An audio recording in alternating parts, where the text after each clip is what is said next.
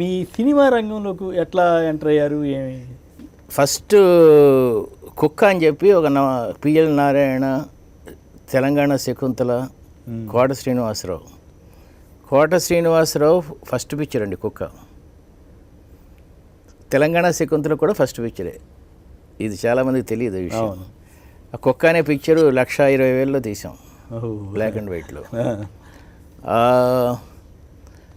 ఆ cinema first. దానికి ఒక్కొక్కళ్ళు ఒక 10,000 20,000 వేసుకొని తీసాం. 2 లక్షల దాకా మీరంతా అనుకుని చేశాం. అది first picture.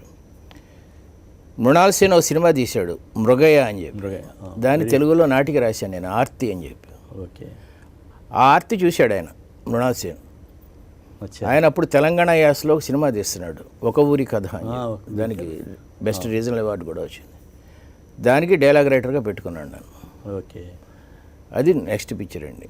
Third BS Narayana అని, ప్రయాణం ఖరీదు, ఊరుముడి బతుకులు, ఆయన ఆర్ట్ డైరెక్టర్. ఆయన పిక్చరు ఆడది గడప దాడితే అని తీశాడు.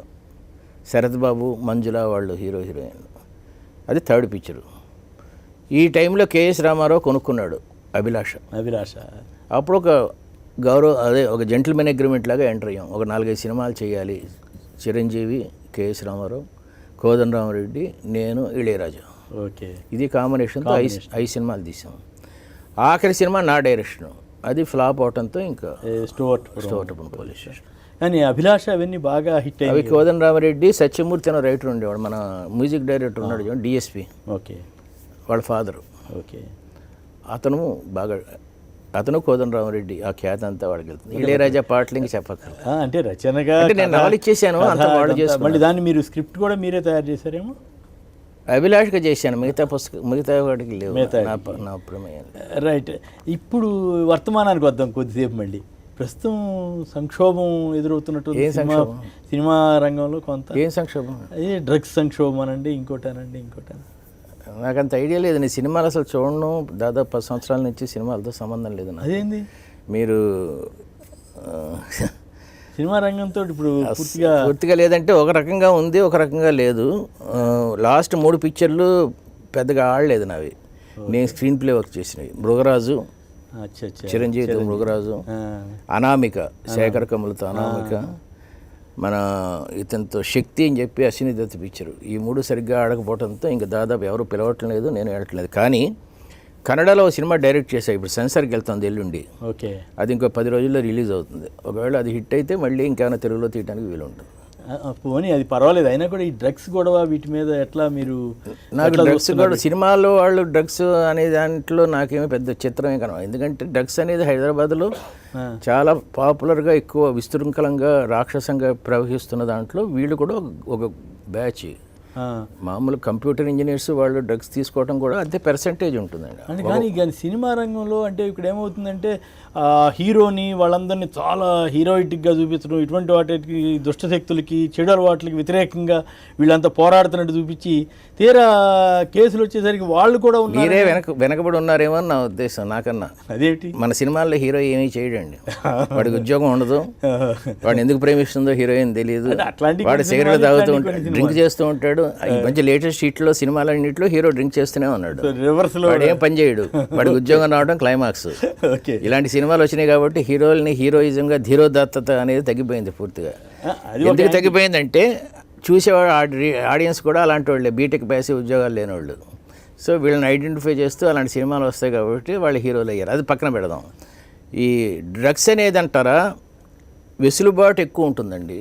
ఓకే. డబ్బులు ఎక్కువ ఉంటాయి, వెసులుబాటు ఎక్కువ ఉంటుంది, ఒంటరితనం ఎక్కువ ఉంటుంది. ఊటీ వెళ్తే ఒక సినిమా వాళ్ళు ఊటీ వెళ్తే దాదాపు ఒక 30 days 40 days ఒంటరిగా ఉండాల్సి ఉంటుంది. పెళ్ళాం బిడ్డలు ఉండరు అంతా ఉంటుంది. అక్కడ ఎక్కువ స్కోప్ కూడా ఉంటుంది. ఆడవాళ్ళు మగవాళ్ళు కలిసి ఎక్కువసేపు ఉండే స్కోపు, ఈవినింగ్ వరండాల్లో కూర్చొని డ్రింక్ చేయటం ఇవన్నీ ఉంటాయి కదా. అందులో ఏ ఒక్కడికి ఒక చిన్న వైరస్ ఉన్నా, బ్యాక్టీరియా ఉన్నా అది పక్కవాడికి పాకిపోతుంది. ఒకసారి కదా తాగండి, ఒకసారి దాంట్లో పడితే అలవాటు అయిపోతుంది. బట్ అదేం పెద్ద కొందరు డైరెక్టర్లు కావాలని ప్రోత్సహిస్తారు. కొన్ని సన్నివేశాల్లో మీ భాషలో, సినిమా భాషలో చెప్పాలంటే పండాలంటేనో లేకపోతే ఇంకేదో ఉత్తేజం ప్రేరకంగా. నాకు తెలిసినంతలో సినిమా యాక్టర్లు అది అన్ని నాకు తెలియని విషయం అది. యాక్టర్లు బాగా చేయడం కోసం డ్రగ్స్ ఇచ్చే డైరెక్టర్ ఎవరైనా ఉంటే అసలు నేను నమ్మలేదు. డాన్సులు కొన్ని శృంగార సన్నివేశాల్లో ఇస్తారట కదా, నాకు తెలియదండి, ఐడియా లేదు. ఆశ్చర్యంగా ఇంకెవరినైనా అడుగుతారు. సంచలనమైనటువంటి నవల అలాంటి డైరెక్టర్లు ఎవరో వాళ్ళని పిలిచి మీరు ఇంటర్వ్యూ చేస్తే వాళ్ళు చెప్తారు, ఎవరు నేను చెప్పలేదు. అంటే మీకు సైకాలజీ పార్ట్ కూడా కాస్త బాగానే పట్టుంది కదా మీకు. అది ఇదేదే విజయానికి 5 మెట్లు రాసిన తర్వాత అలా ముద్రపడింది. చాలామంది అంటే నాకు ఫోన్లు చేస్తూ ఉంటారు, కౌన్సిలింగ్ కావాలని. నేను చెప్తాను, కౌన్సిలింగ్ ఇండివిజువల్ చేయనండి, పుస్తకాలు రాస్తాను తప్ప. పట్టాభిరాము, గంపా నాగేశ్వరరావు వాళ్ళు చేస్తారు, వాళ్ళు ఎంఏ సైకాలజీ వాళ్ళు. నేను బీకామ్ ఆనర్స్, బీకామ్ సిఏ కాబట్టి నేను చేయనని చెప్తుంటాను. మీకు సైకాలజీ లేదు, పుస్తకాలు రాయి. జనరల్ గా సైకాలజీ అబ్జర్వ్ చేస్తుంటారు, మామూలుగా ఇవన్నీ చదువుతాం కదా, చదువుతుంటారు కాబట్టి. అంటే మీరు రాజకీయ నాయకులు సైకాలజీని ఎట్లా స్టడీ చేస్తుంటారు, ఎప్పుడైనా విశ్లేషిస్తుంటారు?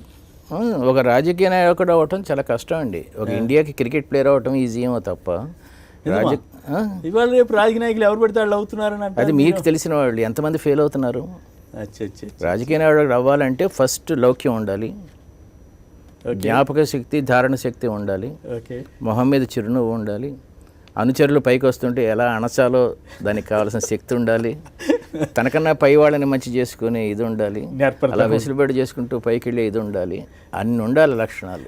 తనకన్నా కింద వాళ్ళని కూడా పైకి తీసే లక్షణం కూడా ఉండాలంటారు. పైకి వెళ్ళిన తర్వాత పైకి వెళ్ళిన తర్వాత పై వాడిని నొక్కేసేసి పైకి వెళ్ళిన తర్వాత కింద వాడిని అక్కడ వరకు తీసుకొచ్చి అక్కడ ఆపాలి. మళ్ళీ వాడు కొంచెం పైకి వెళ్తూ ఉంటే ఇక్కడికి కట్ చేసి ఈ మీరు సినిమాల్లో ఉన్నప్పుడు రైటర్గా, డైరెక్టర్గా వేర్వేరుగా ఉండేవారు. ఇప్పుడు ఆ పరిస్థితి దాదాపుగా కనిపించడం లేదు. ఈ మార్పు కారణం ఏమిటంటే? అంటే డైరెక్టర్, రైటర్ ఒకళ్ళే. భలే ప్రశ్న ఇది, చాలా చాలా మంచి ప్రశ్న. ఈ కొత్తగా వచ్చే రైటర్స్కి పల్లెటూళ్ళ నుంచి అక్కడి నుంచి వచ్చినప్పుడు వాళ్ళ దగ్గరే ఒక 5-6 స్టోరీస్ ఉంటాయండి.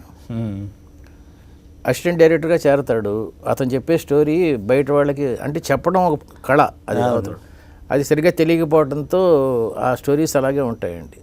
అవి దాదాపు ఇడ్లీ పిండి రాత్రంతా నానినట్టు 5 years పాటు నానుతూ ఉంటాయి. బాగా తయారవుతాయి, చాలా బాగా తయారవుతాయి. ఎప్పుడైతే అతనికి దర్శకత్వం ఛాన్స్ వచ్చిందో ఆ పిక్చర్ 2-3 పిక్చర్స్ తీస్తాడు, అతను హిట్ అయిపోతాయి. ఆ తర్వాత ఇంకేం ఉండదు. నేను ఇప్పటికే కొత్త డైరెక్టర్లకు అదే చెప్తూ ఉంటాను. కోదండరామరెడ్డి, రాఘవేంద్రరావు మీ ఆదర్శంగా తీసుకోండి. They never written any story on their own. మాలాంటి వాళ్ళందరూ పెట్టిన దాన్ని మెరుగులు దిద్దడమే డైరెక్టర్ పని. అది ఎప్పుడు సక్సెస్ ఫార్ములా. ఈ డైరెక్టర్లు, కొత్త డైరెక్టర్లు వినరు, చెప్పినా కూడా వాళ్ళే రాసి వాళ్ళే చేసుకొని వాళ్ళే చేస్తారు. అది కొంచెం తప్పు. ఇప్పుడు మళ్ళీ మారుతున్నట్టుంది గత 1-2 years 3 years కొంత ట్రెండ్ అది. మీరు ఒకప్పుడు మీ ఫాదర్ బెడ్ మీద ఉంటే కూడా మీరు ఒక అంతర్ముఖం ఒక లవ్ సీన్ కూడా మీరు అక్కడ కూర్చుని రాయటం, అది గర్వంగా చెప్పుకున్నాను కదా. అంత దరిద్రం సిచ్యువేషన్, అది చాలా తప్పు, రాయకూడదు. నేను ఆ కాన్ఫ్లిక్టే అంతర్ముఖం. ఎందుకు అట్లా? ఎవరికి నేను రాయలేనంటూ ఆయన ఏమంటాడు కాదంట కదా, మరి ఎందుకు రాశారు? అహం. అందరూ నిద్రపోతున్నారు, రాత్రి 1 గంట అయింది. ఆ టైంలో ఆయన మంచం పక్కన కూర్చొని ఉన్నాను నేను. ఆయన మరుసటి రోజు పొద్దున్న 6 o'clock పోతాడని మా బ్రదర్ చెప్పాడు, డాక్టర్ కదా. వాళ్ళందరూ నిద్రపోతున్నారు. అప్పుడు 4 days నుంచి సేవ చేశారు వాళ్ళు. నేను అంతకు ముందు రోజే సింగపూర్ నుంచి దిగాను కాబట్టి నేను ఫ్రెష్గానే ఉన్నా కాబట్టి నేను కూర్చొని ఉన్నాను. సో అప్పుడు రాయకుండా ఉండాల్సిందేమో అనిపించింది. ఆ సబ్జెక్ట్లోంచి వచ్చిన మాదిరే అంతర్ముఖం స్టోరీ. ఓకే. మీకు బాగా అది నచ్చిన సాహిత్యకారులనండి, కవిత్వాల మీద కూడా బాగా మీకు పట్టు? జంజాల పాపయ్య శాస్త్రి గారు, మన అమృతం కురిసిన రాత్రి తిలక్ గారు, ఆధునిక కవులు నారాయణ రెడ్డి గారు. నా టీవీ సీరియల్స్ అన్నిటికీ నారాయణ రెడ్డి గారే పాటలు రాశారు. ఓకే. నారాయణ రెడ్డి గారు, దేవులపల్లి కృష్ణశాస్త్రి గారు, మా మామవాడు సిరివెన్నెల సీతారామ శాస్త్రి. కొంచెం పాతరానికి వెళ్తే మీరు చెప్పినట్టు విశ్వనాథ సత్యనారాయణ గారు. శ్రీశ్రీ గారు అంటే లేదు? శ్రీశ్రీ గారిది ఆయన డిఫరెంట్ స్కూలు. జాషువా గారు, గుర్రం జాషువా గారు, వాడు. నవల రచయితలకు వస్తే ఆ రోజుల్లో కుటుంబరావు గారు, కొడవటి కుటుంబం, గోపీచంద్. నాకు ఫస్ట్ రైటర్ కొమ్మూరి వేణుగోపాలరావు గారు, యుద్ధనపూడి సులోచనారాణి. ఓకే. తర్వాత మల్లాది వెంకటకృష్ణమూర్తి. వీళ్ళందరూ నెక్స్ట్ జనరేషన్లో నాకు నచ్చిన రైటర్స్. ఓకే. మల్లాది కృష్ణమూర్తి గారి మీ కొంత నాకన్నా సీనియర్, కొంచెం 8 years సీనియర్. తర్వాత ఇద్దరం కలిసి రాశాను. అంతే. ఆ తర్వాత ఇంకెవరు లేరు రైటర్స్. అంటే ఈ అప్పట్లో మీ పుస్తకాల ప్రభావం సమాజం మీద చాలా ఉంది, అట్లాగే సినిమాలు కూడా వచ్చాయి. ఇప్పుడు మీ కలం పదును ఆ రకంగానే ఉందంటారా? కలం లేదండి ఇప్పుడు, అంత కలం అనండి, కంప్యూటర్ అనండి, ఓకే. దాదాపు ఇప్పుడు సమాజం మీద ఎలాంటి ప్రభావం? అదే నేను చెప్తున్నా కదా, దాదాపు నేను 1,00,000 మంది స్టూడెంట్స్కి చెప్పుంటాను ఇప్పటికి. 1,00,000 మందికి దాదాపు 15 సంవత్సరాల్లో. ఓకే. ప్లస్ మేము చేస్తున్న సేవ అనే పెద్ద పదం కాదు కానీ, residential schools Telangana, residential schools from Srikakulam to Naidupeta, okay, Nellore జిల్లా, అన్ని స్కూల్స్లో దాదాపు చెప్పామండి. ఇప్పుడు వాళ్ళందరూ ఐఏఎస్లు అవుతున్నారంటే చాలా సంతోషమే కదా మాకు. ఓకే. ఇదంతా ఈ రెసిడెన్షియల్ స్కూల్స్కి వాటికి ఫ్రీ ఆఫ్ కాస్ట్ చేస్తామండి. ఓ గ్రేట్. వాళ్ళు కేవలం మాకు ట్రైన్లో దిగిన తర్వాత తీసుకుంటే వాళ్ళకి స్పిరిటెడ్ ఉపన్యాసాలైనా లేక సబ్జెక్ట్ చదువుకోవటం ఎలాగా, గుర్తుంచుకోవటం ఎలాగా, తల్లిదండ్రులను ప్రేమించడం ఎలాగా, ఓకే, కమిట్మెంట్ ఏంటి, టార్గెట్ ఓరియంటేషన్ ఏమిటి, స్టేజ్ ఫియర్ పోగొట్టడం ఎలాగా, కాస్త financially and caste wise also they are poor. నేను నా స్టోరీస్ చెప్తాను. అప్పుడు నేను జుట్టు కూడా క్షౌరం చేసుకోలేదురా, నేను వచ్చాను కదా, మీరు కూడా రావచ్చు అంటే they get identified with me. ఆ పూర్ ఇది అది అనమాట. మా క్యాస్ట్ సిస్టమ్ లేదు అసలు, నాకు లేదు, మా ఫాదర్కి లేదు, ఎవరికి లేదు. ఇవన్నీ చెప్తూ ఉంటే వాళ్ళు ఇన్స్పైర్ అవుతారు. That is ultimate satisfaction. మీరు అన్నారే ఆనందం అంటే ఏంటంటే అది. ఈ సినిమాల్లో వాటిలో వచ్చే ఆనందం కన్నా అది బెటర్గా ఉంటుంది ఈ రోజుల్లో. మళ్ళీ మారచ్చేమో చెప్పలేను నేను. వీరేంద్ర గారు నమస్కారం అండి. ముందుగా మీరు ఈ అవకాశం ఇచ్చినందుకు ధన్యవాదాలు. నాకు అవకాశం ఇంకా ఇది. మీ నవళ్ళు ఒక ట్రెండ్ అని చెప్పాలి, ఒక సంచలనం అని చెప్పాలి. అయితే దాదాపు 40 ఏళ్ల క్రితం మీరు ఈ ట్రెండ్ సృష్టించారు. ఎట్లా ఈ రంగంలోకి ఎట్లా వచ్చారు ఏంటి? ఫస్ట్ ప్రశ్నకి సమాధానం చెప్తాను. ప్రతి 20 ఏళ్ళకి 25 ఏళ్ళకి ట్రెండ్ మారిపోతుంటుంది. ఫస్ట్ నవల పాపులర్ అవుతున్న రోజుల్లో కొడవగంటి కుటుంబరావు గారు, గోపీచంద్, వీళ్ళందరూ ఆ సెకండ్ వరల్డ్ వారు, సామాన్యుడు, కమ్యూనిస్ట్ ప్రభావం, ఆర్థిక అసమర్థుడి జీవయాత్ర, ఈ స్ట్రగుల్ ఇవన్నీ రాస్తూ ఒక ట్రెండ్ సృష్టించారు. ఆ రోజుల్లో ఆడవాళ్ళు ఎక్కువ చదువుకునేవాళ్ళు కాదు. ఆ తర్వాత వీళ్ళు లంగా ఓణీల నుంచి కొంచెం పంజాబీ డ్రెస్ వేసుకునే స్టేజ్కి వచ్చిన టైంలో చదువుకోవటం, ఇంటర్మీడియట్ పాస్ అవటం, ఆ తర్వాత పెళ్లి చేసుకోవటం, ఉద్యోగాలు చేయటం అంత లేదు. ఆ టైంలో కోడూరి కౌశల్యాదేవి గారు, యుద్ధనపుడు సులోచన, వీళ్ళు ఇంకో ట్రెండ్ సృష్టించారు. ఒక స్త్రీ తన కలల రాజకుమారుణ్ణి పెళ్లి చేసుకొని తన స్వశక్తితో హ్యాపీగా ఉండటం అనేది అదొక 25 years నడిచింది. గత 40 years నుంచి ఇంకో రకమైన ఆర్థర్ హీలీ, ఇర్వింగ్ వేలెస్ టైప్లో ఏదైనా ఒక సబ్జెక్ట్ తీసుకుంటే కొంత ఇన్వెస్టిగేట్ చేసి దాని మీద రాయటం అనేది ఒక ట్రెండ్. పోతే ఆ ట్రెండ్ 25 years ఎందుకు నడిచింది, ఇది ఎందుకు నడిచింది, ఇది 40 years నుంచి ఎందుకు నడుస్తుంది అంటే అది నా గొప్పతనం కాదండి. ఈ ఫీల్డ్లో అసలు నవల్స్ రాస్తే చదివేవాళ్ళు ఎవరు లేరు కాబట్టి అసలు ట్రెండ్ ఆగిపోయింది. ఇప్పుడు దాదాపు 15 సంవత్సరాల నుంచి నవల్స్కి ట్రెండే లేదు, అసలు ట్రెండే లేదు. అంటే రాసినా కూడా కొంత మీలాంటి వాళ్ళే రాయగలుగుతున్నారు తప్పితే కొత్త వాళ్ళు రాగలుగుతున్నారు. నా పుస్తకాలు దాదాపు 25,000 పుస్తకాలు అమ్ముడిపోయేవి, ఇప్పుడు 4,000 5,000 అమ్ముడుపోవడం గగనంగా ఉందండి. అంత డ్రాస్టిక్ చేంజ్. అంటే ఓవరాల్గా తెలుగులో నాట్ ఇన్ ఇంగ్లీష్. మళ్ళీ ఇంగ్లీష్ అంటే వాళ్ళకి చాలా వెసులుబాటు ఉంది. ఒక ట్రైన్ ఎక్కినా, ఒక బస్సు ఎక్కినా పుస్తకాలు చదువుకుంటూ ప్రయాణం చేస్తారు. మనకు ఆ వెసులుబాటు లేదు. ఎందుకంటే ఎక్కువ మంది ఇంట్లోనే ఉంటారు నవల్స్ చదివేవాళ్ళు, వాళ్ళు టీవీ చూసుకుంటూ ఉంటారు. టీవీ ఎఫెక్ట్ ఎక్కువ. 100 రూపాయలు పెట్టి పుస్తకం కొనటం కన్నా 100 రూపాయలు కేబుల్ ఆపరేటర్కి ఇస్తే 4 రోజులు చూడొచ్చు. నాదైతే 10 రోజులు అయిపోతుంది. అంటే మీరు కథలు, నాటకాలు ఇవన్నీ నాటకాలు మీకు నాటకాల్లో బాగా మీకు సంతృప్తి కలిగించినానండి, లేదా మిమ్మల్ని నవల వైపు నడిపించిన సన్నివేశాలు వాటి గురించి చెప్పండి. నాటకాల్లో రఘుపతి రాఘవ రాజారాం నాటకానికి ఆంధ్రప్రదేశ్ సాహిత్య అకాడమీ, రాష్ట్ర సాహిత్య అకాడమీ అవార్డు వచ్చింది. పోతే నాకు సంతృప్తి ఇచ్చినాయి మనుషులు వస్తున్నారు జాగ్రత్త, ముఖ్యంగా తెలంగాణ భాషలో కుక్క అని రాశాను, అది బాగా పోయింది. రుద్రవీణ అని ఒక నాటిక. ఈ 3 నాకు చాలా ఇంట్రెస్ట్ అయిన నాటికలు. దాదాపు 10,000 పెర్ఫార్మెన్స్లు ఇచ్చుంటాం ఆంధ్రప్రదేశ్లో. కానీ ఇప్పుడు ఇందాక మీరు అన్నట్లుగా నవల ట్రెండ్లా మారిపోయినట్లుగానే నాటకాల ట్రెండ్ కూడా మారిపోయింది కదా. ఇప్పుడు నాటకాల నుంచి సినిమా రంగంలోకి వచ్చేసింది. కానీ నాటకాల ట్రెండ్లో పర్సెంటేజ్ ఆఫ్ తగ్గిపోవడం ఎక్కువ లేదండి. ఎందుకంటే అప్పుడు తక్కువే ఉండేది, ఇప్పుడు తక్కువే ఉంది. ఇప్పుడు కూడా ఆదరణ ఉందంటారు నాటకాలు? ఉన్నాయి, పరిషత్తులు నడుస్తున్నాయి కదా. పరిషత్తులు నడుస్తున్నాయి, అక్కడక్కడ నడుస్తున్నాయి. అయితే రచనలు మీరు రచనా వ్యాసంగంలో రావడానికి వచ్చిన స్ఫూర్తి ఏమిటి? చాలా మీటింగ్లో చెప్పానండి. ఫస్ట్ మా గ్రాండ్ ఫాదర్ అంటే మా mother's father poet Ravipati Satyanarayana గారని మంచి కవితను రాసేవాడు. ఆయన మా ఫాదర్ని కూతురికి ఇచ్చి ఎందుకు చేసుకున్నాడంటే మా ఫాదర్ పోయిట్. ఓకే. మా ఫాదర్ చాలా బేదవాడు. మా గ్రాండ్ ఫాదర్ అంటే మా అమ్మ నాన్నగారేమో డిప్యూటీ కలెక్టరు. అయినా కూడా ఈ కవిత్వం చూసి పెళ్లి చేసుకున్నాడు. కవిత్వం చూసి. ఓకే. ఇటు నుంచి రెండు వైపుల నుంచి రాబట్టి మరి నేను జీన్స్ థియరీ నమ్మను, కానీ ఆ వాతావరణం, ఆ సరస్వతి ఇల్లు, ఆ పలకటం దాంతో రాయడం మొదలుపెట్టాను. ఎందుకు రాశాను అంటే దానికి కూడా కారణం మా ఫాదరే. నాకు కొన్ని ఇన్ఫీరియారిటీ కాంప్లెక్స్లు ఉండేవి. పొట్టిగా ఉన్నాను, అసలు డబ్బు ఉండేది కాదు. ఈ కాంప్లెక్స్ నుంచి బయటపడాలంటే నీ లోపల మనిషితో మాట్లాడరా అన్నాడు. మనిషి లోపల. అప్పుడు విరాట్ కోహ్లీ వాళ్ళు లేరు, సచిన్, కానీ అప్పుడు ఉండే సునీల్ గవాస్కర్ వాళ్ళు కూడా క్రికెట్ బ్యాట్తో మాట్లాడేవాళ్ళు. అలాగే ప్రతి మనిషికి ఒక కళ ఉంటుంది, నీలో ఏ కళ ఉందో గుర్తించుంటే నాకు రైటర్ కనబడ్డాడు. ఓకే. వెంటనే ఆ స్టోరీస్ రాస్తున్న కొద్దీ నా కాంప్లెక్స్ తగ్గిపోయింది. ఓకే. మీ నాన్నగారే మీకు గురువు. ఎప్పటికీ ఆయన స్ఫూర్తి. ఓకే.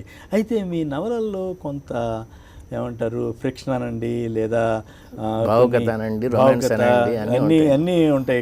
క్షుద్ర కళ కూడా. క్షుద్ర కళ అంటే నేను క్షుద్రశక్తులు నమ్ముతారా లేక? చెప్తా. 70 పుస్తకాలు రాశానండి నేను ఇప్పటికి. 70 బుక్స్.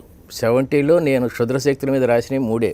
కానీ అవి చాలా పాపులర్ అయినాయి, ఎందుకంటే జనాలకి అలాంటి ఇంట్రెస్ట్ కాబట్టి. ఫస్ట్ రాసింది నేను ఋషి, సామాన్య మానవుడి గురించి. తర్వాత పర్ణశాల, చేపలు రొయ్యల గురించి. నెక్స్ట్ చెంగల్వ పోదండ. తర్వాత డబ్బు, ఇవన్నీ స్టాక్ ఎక్స్చేంజ్. ఇలా ఏ నవల రాస్తే ఆ నవల్లో ఒక సబ్జెక్ట్ తీసుకొని, అభిలాష అంటే లా 302 గురించి. అలాగా తులసిదళం రాసినప్పుడు ఒక బాణామతి గురించి రాద్దాం అనుకున్నాం. ఆ పుస్తకం రాయడానికి నా ఆదర్శ దైవం విశ్వనాథ్ సత్యనారాయణ గారు. ఆయన బాణామతి అని ఒక నవల రాశారు. అది అంత పాపులర్ రావలేదు, కానీ ఆ పుస్తకాన్ని ఇంకొంచెం బాగా రాయచ్చేమో, కొంచెం సెంటిమెంట్ పెట్టి ఇప్పుడు నేటి కమర్షియల్ దీనికి అని చెప్పి అనిపించింది. కానీ అందరికీ తెలియని విషయం ఏంటంటే 8 వారాలు 9 వారాలు ఆంధ్రభూమిలో అది వస్తున్నప్పుడు దాన్ని ఆఫ్ చేసేద్దాం అనుకున్నాం. పెద్ద సక్సెస్ అవ్వాల. ఎప్పుడైతే ఆ పాపకి చేతబడి మొదలైందో అప్పటి నుంచి హిట్ అయింది. ఇంకా మా ఎడిటరు, మేమంతా ఇంకా అది ఆ ట్రెండ్లో బాగా వెళ్తే బాగానే ఉంటుందని చెప్పి అది యాక్చువల్గా 26 వారాలు అనుకున్నది 104 వారాలు రాసాం. అది 2 పుస్తకాలు, తులసిదళం, తులసి. కానీ ఆ తర్వాత చాలా ఫోర్స్ వచ్చింది. ₹1,00,000 ఆ రోజుల్లో ₹1,00,000 ఇస్తామన్నారు నాకు. రాయలా. దాదాపు 12 సంవత్సరాల తర్వాత ఆంధ్రభూమి నుంచి కందనా చెన్నారెడ్డి గారు వెళ్ళిపోయారు. ఆయన ఒక పత్రిక పెట్టారు, చాలా క్లోజ్ నాకు. ఆయన ఎలాగైనా పత్రికను నిలబెట్టాలంటే అప్పుడు అష్టావక్ర రాశా, 3వ నవల. అంతే. ఆ 3 తర్వాత ఎంత డబ్బులు ఇస్తానో అని రాయలేదు, ఎందుకంటే by the time first thing is I was exhausted. అయిపోయింది కదా అలా రాయడానికి, సబ్జెక్ట్ అయిపోయింది. రెండో థింగ్, అప్పటికే చాలా సబ్జెక్ట్స్ ఉన్నాయి నా దగ్గర, ఇంకా మంచివి అవి రాసుకోవచ్చు కదా అన్న, అంతే తప్ప it's one of the many novels. ప్రత్యేకించి నమ్మటం, ప్రోత్సహించడం అట్లా నేను అసలు మా ఇంట్లో మా ఆవిడ పూజ చేస్తుంది కానీ నేను అసలు నమ్మను. వాస్తు కానీ నేమ్స్ కానీ అన్నిటి మీద, నా పుస్తకాల మీద చదివి ఉంటే అన్నింటిలో ఎగ్నెస్ట్ అయినాయి, రంగురాళ్ళు అవన్నీ. ఇది కూడా నా వైఫ్ ఇప్పుడు పెళ్ళిలో ఇచ్చింది కాబట్టి పెట్టుకున్నాను. అసలు నమ్మను. కానీ బట్ మీరు నవలలకు ఏ పుస్తకం రాస్తే ఆ పుస్తకంలో బెనిఫిట్, అదే ఐ మీన్ ప్రోటోగనిస్ట్, యాంటోగనిస్ట్ ఉంటారండి. ఏది గురించి రాస్తే అది పూర్తిగా నమ్మాలి. ఒక విలన్ మర్డర్ చేస్తున్నాడంటే మనం విలన్ లాగా వెళ్ళి ఆ కత్తితో పాత్రలో లేనమే రాయాలి అందులో. కానీ అప్పట్లో తులసిదళం మీద నాకు గుర్తు కొన్ని విమర్శలు కూడా వచ్చాయి. ఇప్పుడు the more popular the more విమర్శలు. ఇప్పుడు మా ఇంటి పక్క ఆయన గురించి ఎవడో విమర్శించడు కదా, మన మోడీ గురించి విమర్శిస్తారు అదే రకరకాల. ఎవడైతే పాపులర్. ఆ రోజుల్లో ఒక కాంట్రవర్సీ మీ చుట్టూరా వచ్చినట్టు నాకు గుర్తు. మేము అప్పుడే కొత్తగా జర్నలిస్ట్గా వచ్చినప్పుడు పేరు విజయవాడలో మీ ఒక అమ్మాయి సూసైడ్ చేసుకుంది. అది కాంట్రవర్సీకి తులసిదళానికి సంబంధం. కానీ అంటే ఆ నేపథ్యంలోనే మిమ్మల్ని మీ పట్ల అట్రాక్ట్. ఎప్పుడైనా సరే ఓపెనింగ్ కావాలండి. ఒకడు తిట్టడం మొదలు పెడితే 10 మంది తిడుతూ ఉంటారు. అందుకని ఎవడు ముందు ధైర్యం చేద్దాం అనుకున్నాడు, అదొక అవకాశం దొరికింది, పడ్డారు. అదంతా ఫ్రస్ట్రేటెడ్ రైటర్స్ వాళ్ళు అంత చేసిన అదేం గొడవ. కానీ బట్ గొడవ అయితే అయింది, మీ మీద చాలా విమర్శలు అవన్నీ వచ్చాయి. చెప్పాను, ఫేస్ ఏం లేదండి. Because I'm true to my heart. There is when you're మీ వాళ్ళు కూడా.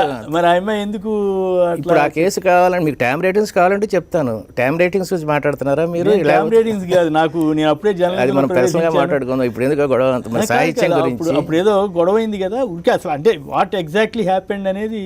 ఇప్పుడు వాట్ ఎగ్జాక్ట్లీ హ్యాపెండ్ అంటే 1 అవర్ పడుతుంది చెప్పడానికి. ఆ రోజు రాత్రి పొద్దున 5 o'clock లేచి నేను స్నానం చేసి అని మొదలు పెట్టాలి. కథ రాసినట్టు. ఎందుకది ఎప్పుడో 40 years back.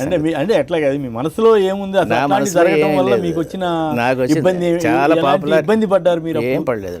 When you are true to your consciousness ఈ ఇబ్బంది ఏమి ఉండదు. అంతకన్నా పెద్ద పెద్ద గొడవలు చాలా ఉన్నాయి నాకు, చాలా ఉన్నాయి. అంటే the more you are popular, ఎవడో ఒకటి కేసు వేస్తాడు. ఒక కేసు వేసి 2 లక్షలు 3 లక్షలు అడుగుతాడు. కోర్టుకి వెళ్ళాలి కదా, మన టైం కూడా ఉంటుంది. ఉంటుందండి, టైం కన్జ్యూమ్. నాకు అదనే వాడేవాళ్ళు లేడు. ఏదైనా ఉపన్యాసం ఇచ్చామనుకోండి, ఉపన్యాసంలో పలానా గాంధీ గురించి ఏదో మాట్లాడాం, వాడు ఇలా పలానా గాంధీ గురించి అన్నాం అంటాడు, కేసు కొట్టేస్తారు. అది వేరు సంగతి. ఈ మీ నవలను చూసి అమ్మాయిలు ప్రేమ లేఖలు రాయటం ఇట్లాంటివి కూడా లేవు ఎక్కువ. అట్లాంటివి కూడా చాలా మంది అంటారు, చాలా లేఖలు వస్తాయి, ఉత్తరాలు వస్తాయి, నాకేం ఎక్కువ వచ్చేవి కాదు. అట్లాంటిది ఏమి లేదు. భక్తి అనేది చాలా, ఐ లవ్ ఇట్. బట్ విగ్రహారాధన అనేదానికి మేము వ్యతిరేకం.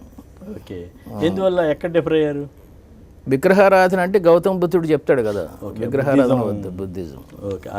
ఇక్కడే ఉన్నాడు, మనలోనే ఉన్నాడు అనేది. ఆ దేవుడు అనేవాడు ఉంటే ఆ బేసిస్తో అది అట్లా అయింది. బాల్యం అంతా బాగానే ఉందండి, డబ్బు లేదన్న పాయింటే కానీ ఎవ్రీథింగ్. మీరు ఒక్కళ్ళేనండి? ఇంకా మేము 4 బ్రదర్స్. 2 మా గ్రాండ్ ఫాదర్ దగ్గర ఉండేవాళ్ళం, మిగతా 2 మా ఫాదరే పోషించాడు. అందులో 3వవాడు డాక్టరు, 2వవాడు ఇన్కమ్ ట్యాక్స్లో రిటైర్ అయ్యాడు, 4వవాడు ఆంధ్ర బ్యాంక్. పేదరికం నుంచి కూడా అంత మీలో విద్వత్ ఉండబట్టే ఇది సాధ్యమేంటి? విద్వత్ కన్నా ఎక్కువ మా ఫాదరేనండి, ఎక్కువ పట్టుదల, నువ్వు ఇలా చేస్తేనే బాగుంటావు అని చెప్పడం. ఓకే, అవన్నీ బాగున్నాయి. రైట్. తర్వాత మీ వివాహము, ఆ తర్వాత వివాహం మాది లవ్ మ్యారేజ్ కాదు యాక్చువల్గా, but inter caste marriage. Okay, మా మదర్ ఎక్కడో పెళ్ళిలో చూసి ఆ అమ్మాయిని, ఈ అమ్మాయి బాగుందంటే మా ఫాదర్ వెళ్ళి మాట్లాడితే ఓకే అన్నాడు. మా కొడుకు కూడా ఇంటర్ క్యాస్ట్ మ్యారేజే. వాడు లవ్ చేశానంటే నేను వెళ్ళి, మా అబ్బాయి మెడ్రాస్ వాళ్ళది, అయ్యంగార్స్, తమిళ అయ్యంగార్స్. ఆ అమ్మాయి chartered accountancy all India number 1 first rank, India first rank, BDCAనే. అదే లవ్ మ్యారేజ్, కార్వీ కన్సల్టెన్సీలో లవ్. నేను వెళ్ళి మాట్లాడి చేసుకున్నాను పెళ్ళి అమ్మాయిని. సో మాకు పొలాలు అసలు సంబంధం. నాకు ఒకడే కొడుకు. సో మీతోటే ఉంటారు వాళ్ళంతా? లేదు, వాడు వియత్నాంలో ఉన్నాడు. ఓహో, వియత్నాంలో. వాళ్ళు అక్కడ సింగపూర్ నుంచి వియత్నాం వెళ్ళాడు. He is managing director of some company. Okay, so you are happy family. Happy family. Okay. ఎట్లా మనిషి సంతోషంగా ఉండాలంటే, లేదా ముందు సంతోషంగా ఉండాలంటే మీరు ఇచ్చే సలహాలు ఏంటి? ఇది కూడా చాలా ట్యూబుల్లో ఉంది, మళ్ళీ చెప్పమంటే చెప్తాను. శటకోపం అంటారండి. శట అంటే 6 ఆస్తులు ఉంటే మనిషి సంతోషంగా ఉంటాడు. ఆరోగ్యం, కొంత కీర్తి, పేరు, కొంత డబ్బు, కొంత జ్ఞానం, కొంత జీవితం పట్ల కుతూహలం, కొంత ప్రేమ. ఈ 6 ఉంటే నన్ను షడ్గుణ ఐశ్వర్యాలు అంటారు. ఈ 6 నాకు ఉన్నాయని అనుకుంటున్నాను. అంటే అవి ఉన్నాయని చెప్పడం కంటే ఆ confidence that is more important ఏమో అనిపించింది. అంటే నా ఉద్దేశం, నాకు సమస్య వచ్చి దాదాపు 25 సంవత్సరాలు అయి ఉంటుందండి. అసలు నాకు సమస్యలు లేవు. అలాగే విజయానికి సంబంధించి కూడా మీరు కొన్ని మెట్లు, విజయానికి 5 మెట్లు ఆఫ్ కోర్స్ అవన్నీ కూడా అందుబాటులో ఉండొచ్చు, కానీ బట్ మళ్ళొకసారి ఎట్లా మీరు ఒక వ్యక్తి అంటే అందరూ విజయం సాధిస్తారని కాదు, కానీ అందరూ విజయం అంటే ఏమిటి, అది క్లారిటీ ఉండాలి. విజయం అంటే ఈరోజు సంతోషంగా ఉండటం, రేపు కూడా ఇంత సంతోషంగా ఉండగలననే నమ్మకం ఉండటం విజయం అండి. ఓకే, దీనికి చాలా ఉంటాయి. రేపు ఇంత సంతోషంగా ఉండాలంటే మళ్ళీ నేను చెప్పినట్టు హెల్త్ బాగుండాలి, కాస్త కంఫర్టబుల్గా డబ్బులు ఉండాలి, ఆరోగ్యం బాగాలేకపోతే హాస్పిటల్కి వెళ్ళిన డబ్బులు ఉండాలి, కుతూహలం ఉండాలి. ఇప్పుడు నాకు 70 ఏళ్ళు. ఈరోజు ఇంటర్వ్యూ పొద్దున్నే లేచి ఎందుకు వచ్చానంటే కుతూహలం, ఈ చరిత్ర చూసి ఎవడన్నా బాగుపడతాడో ఒక్కడన్నా కుతూహలం, కొంచెం కనబడితే గ్లామర్ ఉంటుంది కదా, ఈ కుతూహలం ఉండాలి, జ్ఞానం ఉండాలి, ప్లస్ ప్రేమ ఉండాలి. పేద విద్యార్థుల పట్ల, ప్రపంచం పట్ల ప్రేమ ఉండాలి, బహుబంధాలు తెంచుకోవాలి, నా అనేది మానేసి మన అనే దానికి రావాలి. ఎట్లా సాధ్యం? బహుబంధాలు తెంచుకునే పరిస్థితి వస్తాయంటారు. ఇప్పుడు నేను చేస్తున్నాను కదండి, అందరూ నా పిల్లలు అన్నట్టు చేస్తున్నాం కదా సరస్వతి విద్యాపీఠం. ఓకే, నేను ఇచ్చిన నిదానాలు అంటే చెప్పకూడదు ఇంటర్వ్యూస్, కానీ ఇస్తూనే ఉంటాం. డబ్బులు వస్తూ ఉంటాయి, ఇచ్చేస్తూనే ఉంటాం. లేకపోతే నాకు డబ్బులు ఎందుకు ఇప్పుడు? మీరు అన్నారు సినిమా ఫీల్డ్లో అని, ఆ డబ్బులన్నీ ఏమి ఉండవండి మా దగ్గర. Okay, great. ఎందుకంటే ఒకటే కొడుకు, వాడికి 3 కోట్ల జీతం సంవత్సరానికి ఎక్కడో వియత్నాంలో. వాళ్ళకి మీరేం ఇవ్వక్కర్లేదు. ఒక ఇల్లు ఉంది మా వాడికి నేను చచ్చిపోయిన తర్వాత, దాని మీద అద్దె వస్తూ ఉంటుంది. ఇంకెందుకు డబ్బులు? ఐఎమ్ కంఫర్టబుల్, ఏసీ రూము చాలు కదా. ఇలాంటి థింకింగ్ వస్తే బహుబంధాలు ప్రాబ్లమ్స్ తగ్గిపోతాయి, కాపీనం పోతుంది. కానీ చెప్పండి, రాజకీయాల్లో అట్లా ఉండదు కదా సార్. రాజకీయాల్లో దానికి భిన్నమైనటువంటి రీతిలో ఇప్పుడు అనేక రాజకీయాల్లో వాళ్ళకి తప్పదండి. ఎందుకు తప్పదంటే తన కింద వాళ్ళని అతను మంచిగా చూసుకోకపోతే అతను నిలబడరు, అతని వెనకాల నిలబడరు. So he has to earn and give it to them. అలాగే బాగా ఉద్యోగాలు ఇప్పించాలి. వాడి బావమరిది తమ్ముడు కొడుకు ఉంచుకున్నవాడు తమ్ముడు కూడా ఉద్యోగం కావాలంటే ఇవ్వాల్సి ఉంటుంది. So he has to be very active in this field, in this angle. అంతే కాబట్టి తప్పదు. ఎన్టీ రామారావు గారితో మీకు ఏమన్నా సంబంధం ఉందండి? ఆయన రాజకీయాల్లో ఉన్నారు, పెద్ద స్టార్ కదా. మరి ఆయనతోటి ఆయన సంబంధించి ఒకసారి చూసా ఎన్టీ రామారావు గారిని స్టూడియోలో. నమస్కారం అంటే నమస్కారం, నాకు ఐడియా లేదు.